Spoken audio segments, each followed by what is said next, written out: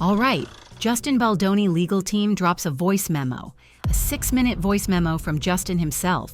It's all about the rooftop scene, where Blake Lively completely rewrote it and sent it to Justin for review. But when he didn't fully sign off and suggested blending her version with the original, Blake went off, like really off. And it gets even crazier when Reynolds and Taylor Swift reportedly swooped in to back Blake, putting pressure on Justin to go along with her changes. Hey, Blake. It is 2 in the morning. Hopefully this does not wake you up. Whew. Wow. There's so much I want to say to you, and I hope that we can FaceTime or see each other in person soon and get to talk more. I want to start with an apology. Man,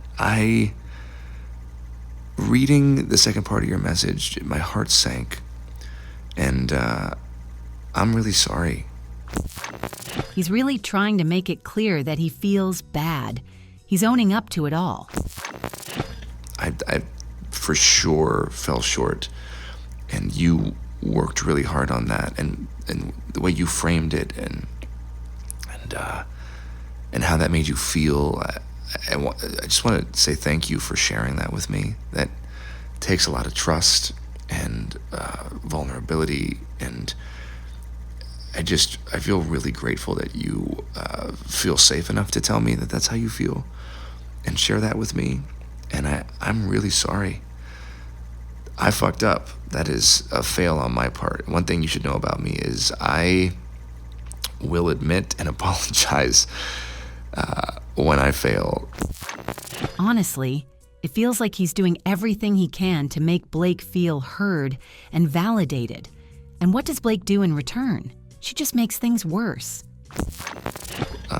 I am far from perfect. I'm a very flawed man, as my wife will attest. And and I'm gonna fuck up. I'm gonna say the wrong thing. I'm gonna put my foot in my mouth. I'm gonna piss you off, probably, but I will always apologize and find my way back to center. That is one thing I can assure you of. Okay, maybe it's a lot, but he's trying. Meanwhile, Blake's playing the victim, demanding her way, while Justin's trying to be the bigger person. And he's over here saying how excited he is to work with her, but honestly, he's just trying to smooth things over while Blake lets her ego drive. And all that to say, I'm just really looking forward to spending time together.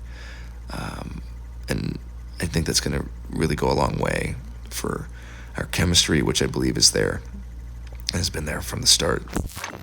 But then, Justin drops a truth bomb, saying Blake's been overlooked in Hollywood and it pisses him off. Honestly, it's a lot. It's like he's using the poor Blake card to explain it all. What's really going on here? I am so sorry you have been through what you've been through with these other filmmakers and producers or whoever the people were that you worked with. It just pissed me off. Those heads that, I'm just still kind of blown away that this is the industry that we're in and that you've experienced that as a woman. And I know I don't need to say it, but that's not at all going to be or will be, and hopefully it's not been the experience with me. He's practically begging her to trust him, but Blake's not having it. She's just making things worse, painting Justin as the bad guy when he's honestly just trying to make it work. And then he's talking about how this movie should heal her. Seriously, what's Blake's deal? And I hope after this experience there will be a new, I don't know, I hope it'll be healing in some way. Because that's all I want. I want this movie to be healing. I want this movie to be commercial just like you and affect people and touch people. But Blake's not about healing or making this project work. She's using the script drama as a power play, trying to make herself look like the victim. Meanwhile, Justin's out here doing his best to fix things and have her back. So it makes you wonder, is Blake just playing the victim, or is she trying to sabotage Justin? And don't forget, Justin still hasn't sent her the final draft. He's busy working in her notes while Blake's just sitting back and demanding more. Honestly, this makes Blake look a little entitled.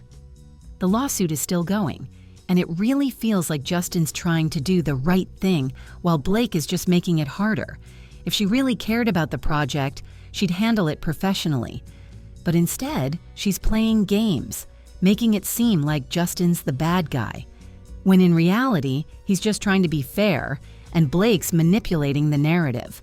This whole situation is a mess. As much as Justin's trying to stay cool, it's hard to ignore who's really stirring the drama here. Blake's the one playing the victim, and people are starting to notice. So what's going on? Is Blake trying to grab power, or is she just genuinely upset? Either way, it's clear Justin's getting a raw deal here.